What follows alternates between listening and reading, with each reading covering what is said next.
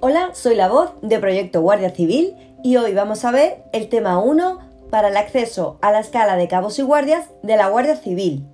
Tema 1. Derechos humanos. Pacto Internacional de Derechos Civiles y Políticos. Instrumento de ratificación de España del Pacto Internacional de Derechos Civiles y Políticos, hecho en Nueva York el 19 de diciembre de 1966. Los Estados partes en el presente pacto, considerando que, conforme a los principios enunciados en la Carta de las Naciones Unidas, la libertad, la justicia y la paz en el mundo tienen por base el reconocimiento de la dignidad inherente a todos los miembros de la familia humana y de sus derechos iguales e inalienables, reconociendo que estos derechos se derivan de la dignidad inherente a la persona humana, reconociendo que, con arreglo a la Declaración Universal de Derechos Humanos, no puede realizarse el ideal del ser humano libre, en el disfrute de las libertades civiles y políticas y liberado del temor y de la miseria, a menos que se creen condiciones que permitan a cada persona gozar de sus derechos civiles y políticos, tanto como de sus derechos económicos, sociales y culturales. Considerando que la Carta de las Naciones Unidas impone a los Estados la obligación de promover el respeto universal y efectivo de los derechos y libertades humanos, comprendiendo que el individuo, por tener deberes respecto de otros individuos y de la comunidad a que pertenece, tiene la obligación de esforzarse por la consecución y la observancia de los derechos reconocidos en este pacto. Convienen en los artículos siguientes. Parte primera. Artículo 1. Todos los pueblos tienen el derecho de libre determinación. En virtud de este derecho establecen libremente su condición política y proveen asimismo a su desarrollo económico, social y cultural. Para el logro de sus fines, todos los pueblos pueden disponer libremente de sus riquezas y recursos naturales, sin perjuicio de las obligaciones que derivan de la cooperación económica internacional basada en el principio de beneficio recíproco, así como del derecho internacional. En ningún caso podría privarse a un pueblo de sus propios medios de subsistencia.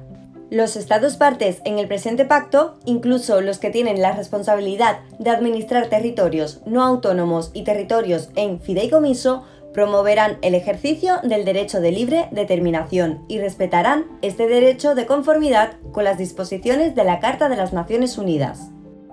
Parte segunda. Artículo 2. Cada uno de los Estados partes en el presente pacto se compromete a respetar y a garantizar a todos los individuos que se encuentren en su territorio y estén sujetos a su jurisdicción los derechos reconocidos en el presente pacto, sin distinción alguna de raza, color, sexo, idioma, religión, opinión política o de otra índole, origen nacional o social, posición económica, nacimiento o cualquier otra condición social.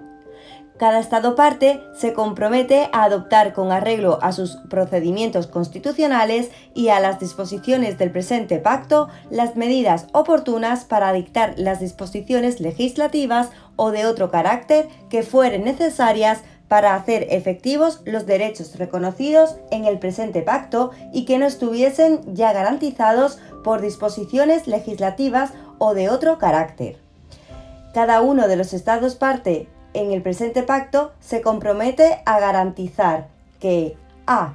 Toda persona cuyos derechos o libertades reconocidos en el presente pacto hayan sido violados podrán interponer un recurso efectivo, aun cuando tal violación hubiera sido cometida por personas que actuaban en ejercicio de sus funciones oficiales. B. La autoridad competente judicial, administrativa o legislativa o cualquiera otra autoridad competente prevista por el sistema legal del Estado decidirá sobre los derechos de toda persona que interponga tal recurso y a desarrollar las posibilidades de recurso judicial. C. Las autoridades competentes cumplirán toda decisión en que se haya estimado procedente el recurso. Artículo 3. Los Estados partes en el presente pacto se comprometen a garantizar a hombres y mujeres la igualdad en el goce de todos los derechos civiles y políticos enunciados en el presente pacto. Artículo 4. En situaciones excepcionales que pongan en peligro la vida de la nación y cuya existencia haya sido proclamada oficialmente, los Estados partes en el presente pacto podrán adoptar disposiciones que, en la medida estrictamente limitada a las exigencias de la situación, suspendan las obligaciones contraídas en virtud de este pacto, siempre que tales disposiciones no sean incompatibles con las demás obligaciones que les impone el derecho internacional y no entrañen discriminación alguna fundada únicamente en motivos de raza, color, sexo, idioma, religión u origen social. La disposición precedente no autoriza suspensión alguna de los artículos 6, 7 y 8, párrafos 1 y 2, 11, 15, 16 y 18.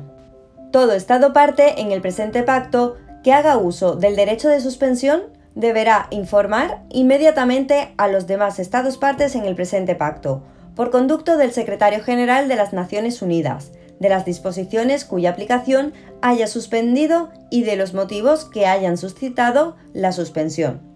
Se hará una nueva comunicación por el mismo conducto en la fecha en que haya dado por terminada tal suspensión.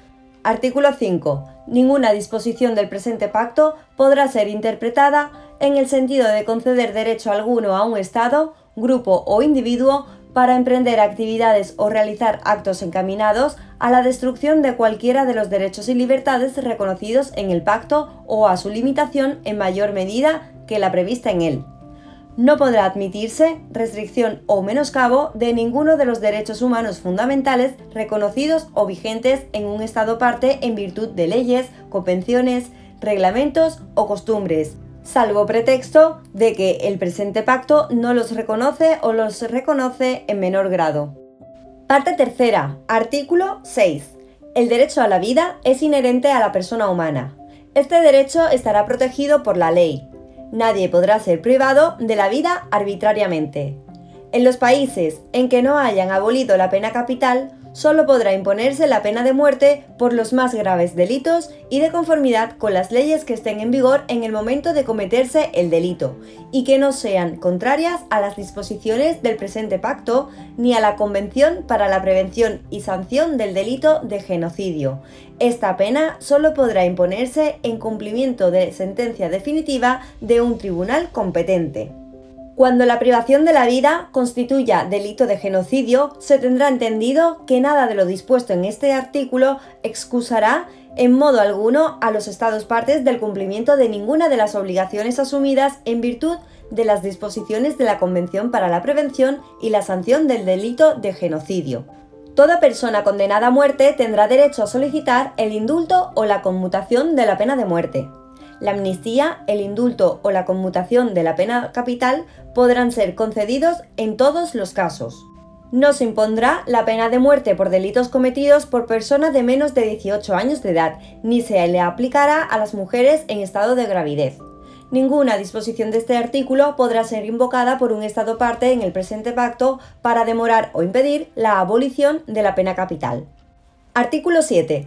Nadie será sometido a torturas ni a penas o tratos crueles, inhumanos o degradantes.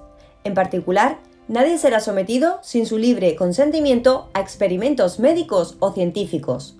Artículo 8. Nadie estará sometido a esclavitud. La esclavitud y la trata de esclavos estarán prohibidas en todas sus formas. Nadie estará sometido a servidumbre. A. Nadie será constreñido a ejecutar un trabajo forzoso u obligatorio. B. El inciso precedente no podrá ser interpretado en el sentido de que prohíbe, en los países en los cuales ciertos delitos pueden ser castigados con la pena de prisión acompañada de trabajos forzados, el cumplimiento de una pena de trabajos forzados impuesta por un tribunal competente. C.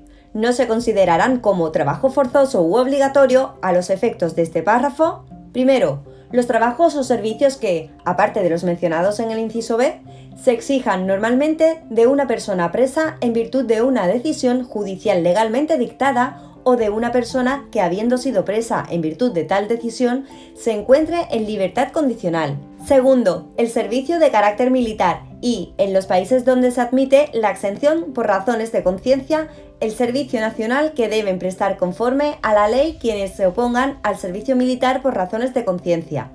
Tercero, el servicio impuesto en casos de peligro o calamidad que amenace la vida o el bienestar de la comunidad. Cuarto, el trabajo o servicio que forme parte de las obligaciones cívicas normales. Artículo 9. Todo individuo tiene derecho a la libertad y a la seguridad personales. Nadie podrá ser sometido a detención o prisión arbitrarias.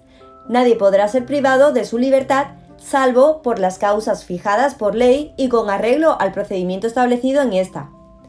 Toda persona detenida será informada en el momento de su detención de las razones de la misma y notificada sin demora de la acusación formulada contra ella. Toda persona detenida o presa a causa de una infracción penal será llevada sin demora ante un juez u otro funcionario autorizado por la ley para ejercer funciones judiciales y tendrá derecho a ser juzgada dentro de un plazo razonable o a ser puesta en libertad. La prisión preventiva de las personas que hayan de ser juzgadas no debe ser la regla general, pero su libertad podrá estar subordinada a garantías que aseguren la comparecencia del acusado en el acto del juicio o en cualquier momento de las diligencias procesales y, en su caso, para la ejecución del fallo. Toda persona que sea privada de libertad en virtud de detención o prisión tendrá derecho a recurrir ante un tribunal a fin de que éste decida a la brevedad posible sobre la legalidad de su prisión y ordene su libertad si la prisión fuera ilegal. Toda persona que haya sido ilegalmente detenida o presa tendrá el derecho efectivo a obtener reparación.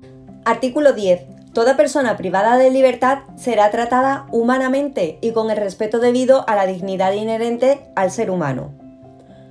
A. Los procesados estarán separados de los condenados, salvo en circunstancias excepcionales, y serán sometidos a un tratamiento distinto, adecuado a su condición de personas no condenadas. B. Los menores procesados estarán separados de los adultos y deberán ser llevados ante los tribunales de justicia con la mayor celeridad posible para su enjuiciamiento.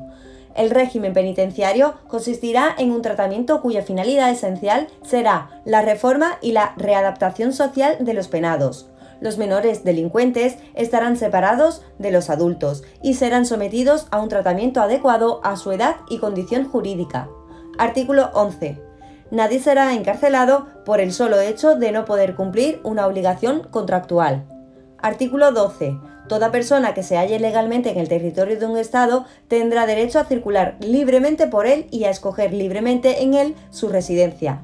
Toda persona tendrá derecho a salir libremente de cualquier país, incluso del propio. Los derechos antes mencionados no podrán ser objeto de restricciones salvo cuando éstas se hallen previstas en la ley, sean necesarias para proteger la seguridad nacional, el orden público, la salud o la moral públicas o los derechos y libertades de terceros, y sean compatibles con los demás derechos reconocidos en el presente pacto. Nadie podrá ser arbitrariamente privado del derecho a entrar en su propio país. Artículo 13. El extranjero que se halle legalmente en el territorio de un Estado parte en el presente pacto solo podrá ser expulsado de él en cumplimiento de una decisión adoptada conforme a la ley, y, a menos que por razones imperiosas de seguridad nacional se opongan a ello, se permitirá al extranjero exponer las razones que lo asistan en contra de su expulsión, así como someter su caso a revisión ante la autoridad competente o bien ante la persona o personas designadas especialmente por dicha autoridad competente y hacerse representar con tal fin ante ellas. Artículo 14. Todas las personas son iguales ante los tribunales y cortes de justicia. Toda persona tendrá derecho a ser oída públicamente y con las debidas garantías por un tribunal competente, independiente e imparcial, establecido por la ley, en la substanciación de cualquier acusación de carácter penal formulada contra ella o para la determinación de sus derechos u obligaciones de carácter civil. La prensa y el público podrán ser excluidos de la totalidad o parte de los juicios por consideraciones de moral, orden público y seguridad nacional en una sociedad democrática, o cuando lo exija el interés de la vida privada de las partes o en la medida estrictamente necesaria en opinión del tribunal, cuando por circunstancias especiales del asunto la publicidad pudiera perjudicar a los intereses de la justicia. Pero toda sentencia en materia penal o contenciosa será pública, excepto en los casos en que el interés de menores de edad exija lo contrario, o en las acusaciones referentes a pleitos matrimoniales o a la tutela de menores. Toda persona acusada de un delito tiene derecho a que se presuma su inocencia mientras no se pruebe su culpabilidad conforme a la ley. Durante el proceso, toda persona acusada de un delito tendrá derecho en plena igualdad a las siguientes garantías mínimas. A ser informada sin demora en un idioma que comprenda y en forma detallada de la naturaleza y causas de la acusación formulada contra ella. B. A disponer del tiempo y de los medios adecuados para la preparación de su defensa y a comunicarse con un defensor de su elección. C. A ser juzgado sin dilaciones indebidas. D. A hallarse presente en el proceso y a defenderse personalmente o ser asistida por un defensor de su elección, a ser informada, si no tuviera defensor, del derecho que le asiste a tenerlo, y siempre que el interés de la justicia lo exija, a que se le nombre defensor de oficio, gratuitamente si careciere de medios suficientes para pagarlo. E. A interrogar o hacer interrogar a los testigos de cargo y a obtener la comparecencia de los testigos de descargo, y que estos sean interrogados en las mismas condiciones que los testigos de cargo.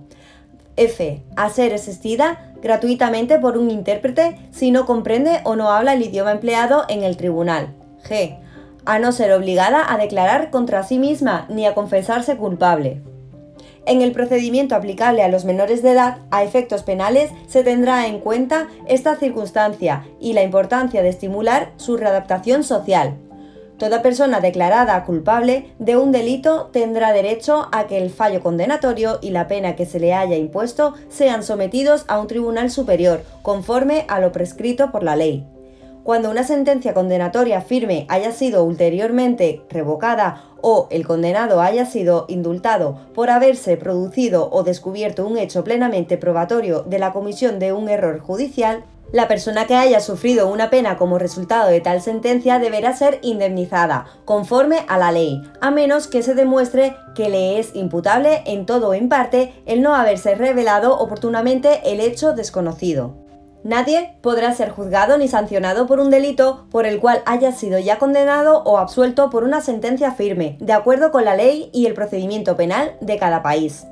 Artículo 15. Nadie será condenado por actos u omisiones que en el momento de cometerse no fueran delictivos según el derecho nacional o internacional. Tampoco se impondrá pena más grave que la aplicable en el momento de la comisión del delito. Si con posterioridad a la comisión del delito la ley dispone la imposición de una pena más leve, el delincuente se beneficiará de ello. Nada de lo dispuesto en este artículo se opondrá al juicio ni a la condena de una persona por actos u omisiones que en el momento de cometerse fueran delictivos según los principios generales del derecho reconocidos por la comunidad internacional. Artículo 16.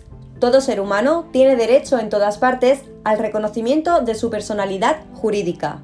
Artículo 17. Nadie será objeto de injerencias arbitrarias o ilegales en su vida privada, su familia, su domicilio o su correspondencia, ni de ataques ilegales a su honra y reputación. Toda persona tiene derecho a la protección de la ley contra esas injerencias o esos ataques. Artículo 18. Toda persona tiene derecho a la libertad de pensamiento, de conciencia y de religión. Este derecho incluye la libertad de tener o de adoptar la religión o las creencias de su elección, así como la libertad de manifestar su religión o sus creencias individual o colectivamente, tanto en público como en privado, mediante el culto, la celebración de los ritos, las prácticas y la enseñanza. Nadie será objeto de medidas coercitivas que puedan menoscabar su libertad de tener o de adoptar la religión o las creencias de su elección. La libertad de manifestar la propia religión o las propias creencias estará sujeta únicamente a las limitaciones prescritas por la ley, que sean necesarias para proteger la seguridad, el orden, la salud o la moral públicos o los derechos y libertades fundamentales de los demás. Los Estados partes en el presente pacto se comprometen a respetar la libertad de los padres y, en su caso, de los tutores legales para garantizar que los hijos reciban la educación religiosa y moral que esté de acuerdo con sus propias convicciones. Artículo 19. Nadie podrá ser molestado a causa de sus opiniones. Toda persona tiene derecho a la libertad de expresión. Este derecho comprende la libertad de buscar, recibir y difundir informaciones e ideas de toda índole, sin consideración de fronteras, ya sea oralmente, por escrito o en forma impresa o artística, o por cualquier otro procedimiento de su elección. El ejercicio del derecho previsto en el párrafo 2 de este artículo entraña deberes y responsabilidades especiales. Por consiguiente, puede estar sujeto a ciertas restricciones, que deberán, sin embargo, estar expresamente fijadas por la ley y ser necesarias para a. Asegurar el respeto de los derechos o a la reputación de los demás. b. La protección de la seguridad nacional, el orden público o la salud o la moral públicas. Artículo 20.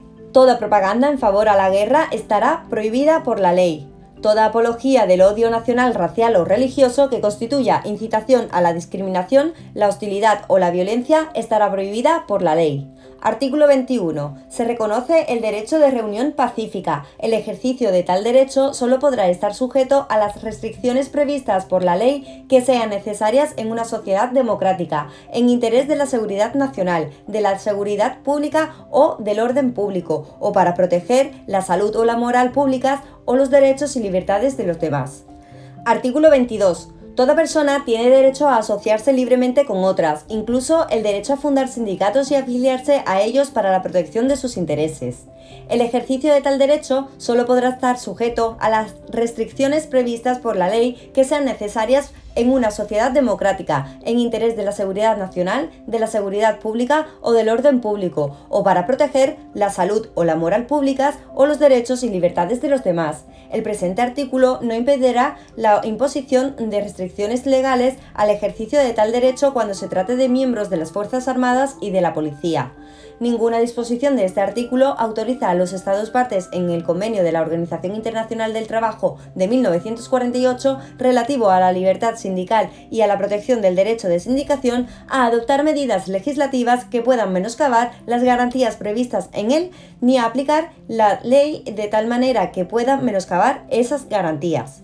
Artículo 23. La familia es el elemento natural y fundamental de la sociedad y tiene derecho a la protección de la sociedad y del Estado.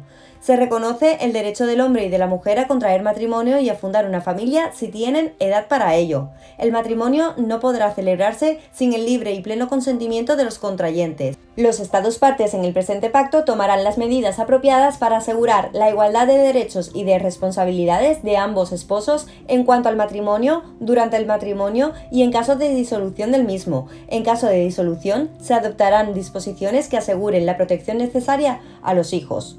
Artículo 24. Todo niño tiene derecho, sin discriminación alguna por motivos de raza, color, sexo, idioma, religión, origen nacional o social, posición económica o nacimiento, a las medidas de protección que su condición de menor requiere, tanto por parte de su familia como de la sociedad y del Estado. Todo niño será inscrito inmediatamente después de su nacimiento y deberá tener un nombre.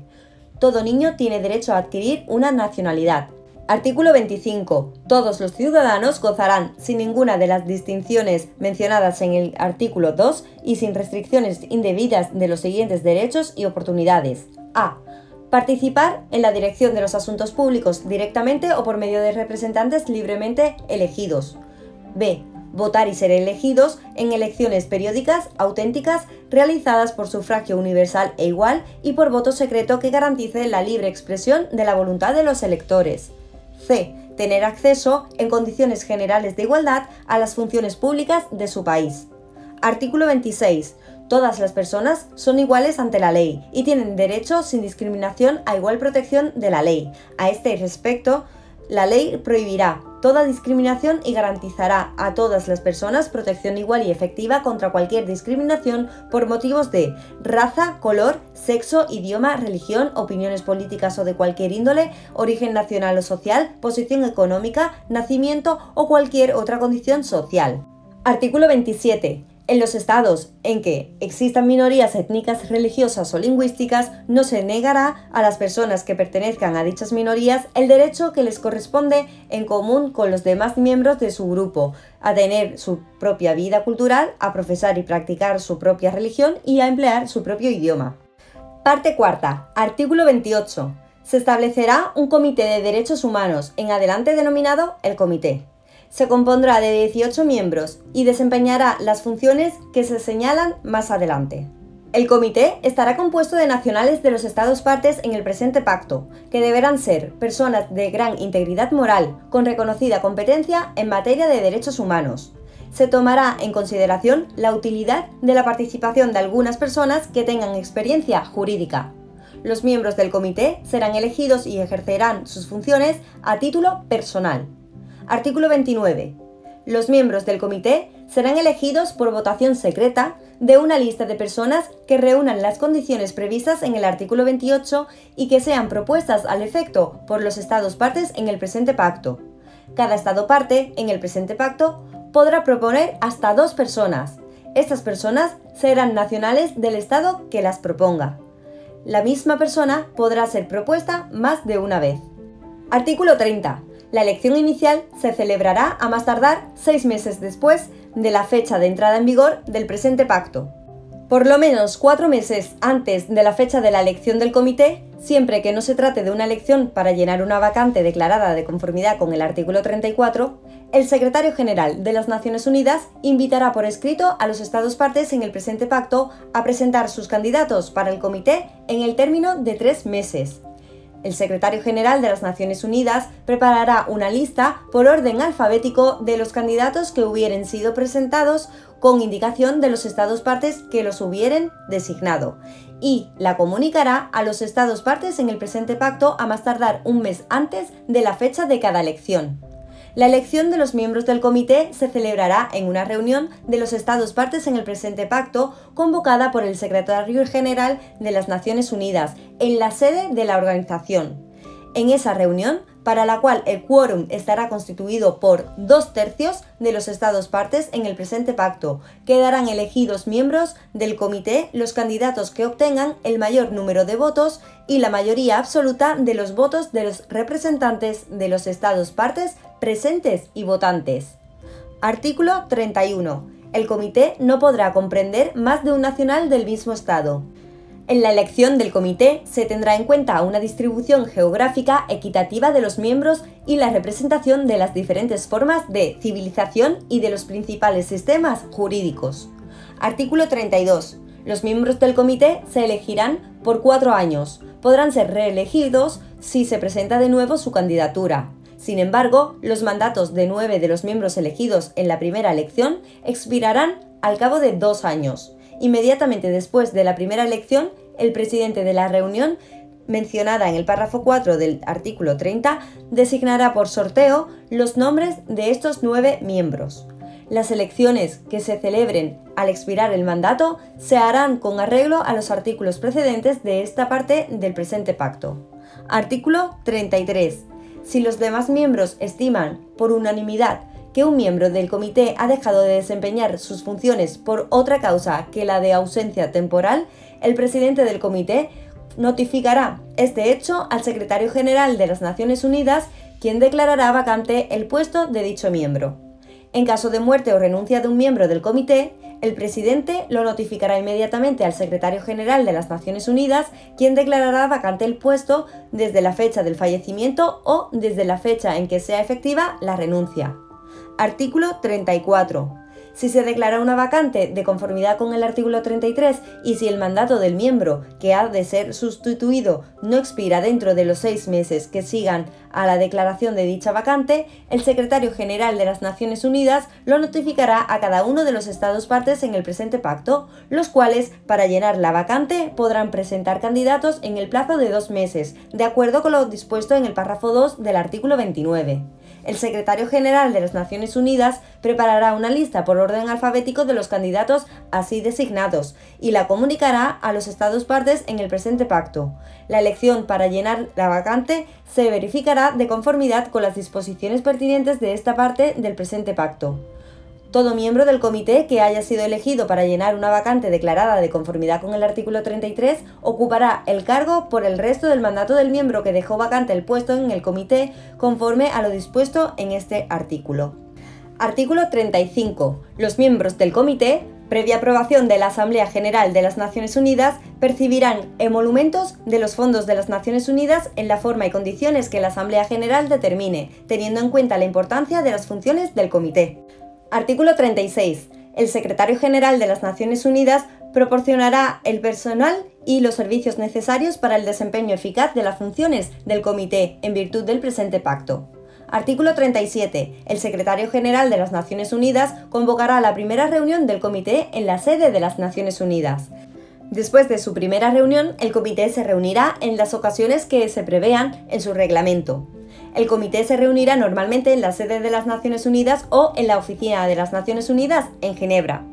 Artículo 38. Antes de entrar en funciones, los miembros del Comité declararán solemnemente en sesión pública del Comité que desempeñarán su cometido con toda imparcialidad y conciencia.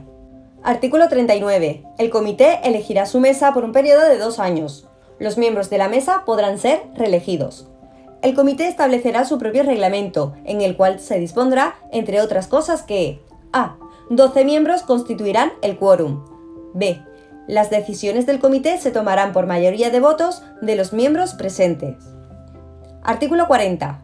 Los Estados partes en el presente pacto se comprometen a presentar informes sobre las disposiciones que hayan adoptado y que den efecto a los derechos reconocidos en el pacto y sobre el progreso que hayan realizado en cuanto al goce de estos derechos. A. En el plazo de 1 año a contar de la fecha de entrada en vigor del presente pacto con respecto a los Estados partes interesados. B. En lo sucesivo, cada vez que el Comité lo pida.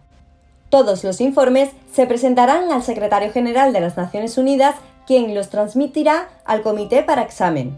Los informes señalarán los factores y las dificultades, si los hubiere, que afecten a la aplicación del presente pacto. El Secretario General de las Naciones Unidas, después de celebrar consultas con el Comité, podrá transmitir a los organismos especializados interesados copias de las partes de los informes que caigan dentro de sus esferas de competencia. El Comité estudiará los informes presentados por los Estados partes en el presente pacto. Transmitirá sus informes y los comentarios generales que estime oportunos a los Estados partes. El Comité también podrá transmitir al Consejo Económico y Social esos comentarios, junto con copia de los informes que haya recibido de los Estados partes en el pacto. Los Estados partes podrán presentar al Comité observaciones sobre cualquier comentario que se haga con arreglo al párrafo 4 del presente artículo. Artículo 41. Con arreglo al presente artículo, todo Estado parte en el presente pacto podrá declarar en cualquier momento que reconoce la competencia del Comité para recibir y examinar las comunicaciones en que un Estado parte alegue que otro Estado parte no cumple las obligaciones que le impone este pacto.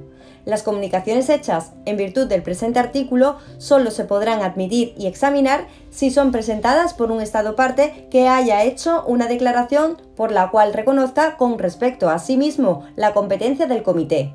El Comité no admitirá ninguna comunicación relativa a un Estado parte que no haya hecho tal declaración. Las comunicaciones recibidas en virtud de este artículo se tramitarán de conformidad con el procedimiento siguiente. A. Si un Estado parte en el presente pacto considera que otro Estado parte no cumple las disposiciones del presente pacto, podrá señalar el asunto a la atención de dicho Estado mediante una comunicación escrita. Dentro de un plazo de 3 meses, contado desde la fecha de recibo de la comunicación, el Estado designatario proporcionará al Estado que haya enviado la comunicación una explicación o cualquier otra declaración por escrito que aclare el asunto, la cual hará referencia, hasta donde sea posible y pertinente, a los procedimientos nacionales y a los recursos adoptados en trámite o que puedan utilizarse al respecto. B. Si el asunto no se resuelve a satisfacción de los 2 Estados partes interesados en un plazo de 6 meses contado desde la fecha en que el Estado destinatario haya recibido la primera comunicación, cualquiera de ambos Estados partes interesados tendrá derecho a someterlo al Comité, mediante notificación dirigida al Comité y al otro Estado. C. El Comité conocerá del asunto que se le someta después de haberse cerciorado de que se han interpuesto y agotado en tal asunto todos los recursos de la jurisdicción interna de que se pueda disponer, de conformidad con los principios del derecho internacional generalmente admitidos. No se aplicará esta regla cuando la tramitación de los mencionados recursos se prolongue injustificadamente. D. El comité celebrará sus sesiones a puerta cerrada cuando examine las comunicaciones previstas en el presente artículo. A reserva de las disposiciones del inciso C, el comité pondrá sus buenos oficios a disposición de los Estados partes interesados a fin de llegar a una solución amistosa del asunto, fundada en el respeto de los derechos humanos y de las libertades fundamentales reconocidos en el presente pacto. En todo asunto que se le someta, el comité podrá pedir a los Estados partes interesados a que se hace referencia en el inciso B que faciliten cualquier información pertinente.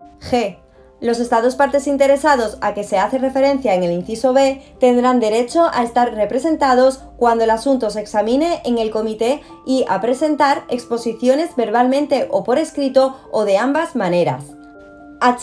El comité, dentro de los 12 meses siguientes a la fecha de recibo de la notificación mencionada en el inciso B, presentará un informe en el cual, primero, si se ha llegado a una solución con arreglo a lo dispuesto en el inciso E, se limitará a una breve exposición de los hechos y de la solución alcanzada. Segundo, si no se ha llegado a una solución con arreglo a lo dispuesto en el inciso E, se limitará a una breve exposición de los hechos y agregará las exposiciones escritas y las actas de las exposiciones verbales que hayan hecho los Estados partes interesados. En cada asunto se enviará el informe a los Estados partes interesados. Las disposiciones del presente artículo entrarán en vigor cuando 10 Estados partes en el presente pacto hayan hecho las declaraciones a que se hace referencia en el párrafo 1 del presente artículo. Tales declaraciones serán depositadas por los Estados partes en poder del Secretario General de las Naciones Unidas, quien remitirá copia de las mismas a los demás Estados partes. Toda declaración podrá reiterarse en cualquier momento mediante notificación dirigida al Secretario General. Tal retiro no será obstáculo para que se examine cualquier asunto que sea objeto de una comunicación ya transmitida en virtud de este artículo. No se admitirá ninguna nueva comunicación de un Estado parte una vez que el Secretario General de las Naciones Unidas haya recibido la notificación de retiro de la declaración, a menos que el Estado parte interesado haya hecho una nueva declaración. Artículo 42. Si un asunto remitido al comité con arreglo al artículo 41 no se resuelve a satisfacción de los Estados partes interesados, el comité, con el previo consentimiento de los Estados partes interesados, podrá designar una comisión especial de conciliación, denominada en adelante la comisión. Los buenos oficios de la comisión se pondrán a disposición de los Estados partes interesados a fin de llegar a una solución amistosa del asunto, basada en el respeto al presente pacto. La comisión estará integrada por 5 personas aceptables para los Estados partes interesados. Si transcurridos 3 meses los Estados partes interesados no se ponen de acuerdo sobre la composición, en todo o en parte, de la comisión, los miembros de la comisión sobre los que no haya habido acuerdo serán elegidos por el comité, de entre sus propios miembros, en votación secreta y por mayoría de 2/3. Los miembros de la comisión ejercerán sus funciones a título personal. No serán nacionales de los Estados partes interesados, de ningún Estado que no sea parte en el presente pacto, ni de ningún Estado que no haya hecho la declaración prevista en el artículo 41. La Comisión elegirá su propio presidente y aprobará su propio reglamento.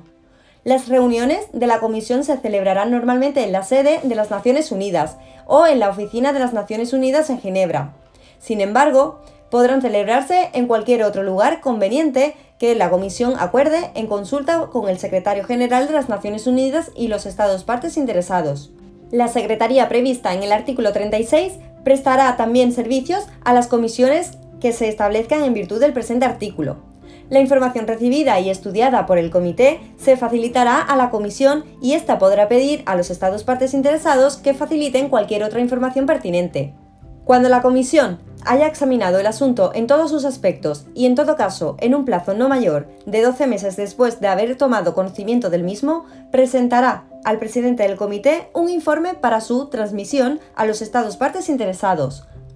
Si la comisión no puede completar su examen del asunto dentro de los 12 meses, limitará su informe a una breve exposición de la situación en que se halle su examen del asunto. Si se alcanza una solución amistosa del asunto basada en el respeto a los derechos humanos reconocidos en el presente pacto, la Comisión limitará su informe a una breve exposición de los hechos y de la solución alcanzada. Si no se alcanza una solución en el sentido del inciso B, El informe de la Comisión incluirá sus conclusiones sobre todas las cuestiones de hecho pertinentes al asunto planteado entre los Estados partes interesados y sus observaciones acerca de las posibilidades de solución amistosa del asunto. Dicho informe contendrá también las exposiciones escritas y una reseña de las exposiciones orales hechas por los Estados partes interesados. D. Si el informe de la Comisión se presenta en virtud del inciso C, los Estados partes interesados notificarán al presidente del Comité dentro de los 3 meses siguientes a la recepción del informe si aceptan o no los términos del informe de la Comisión. Las disposiciones de este artículo no afectan a las funciones del Comité previstas en el artículo 41.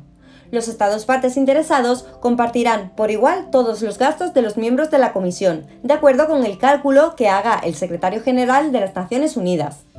El Secretario General de las Naciones Unidas podrá sufragar, en caso necesario, los gastos de los miembros de la Comisión antes de que los Estados partes interesados reembolsen esos gastos conforme al párrafo 9 del presente artículo.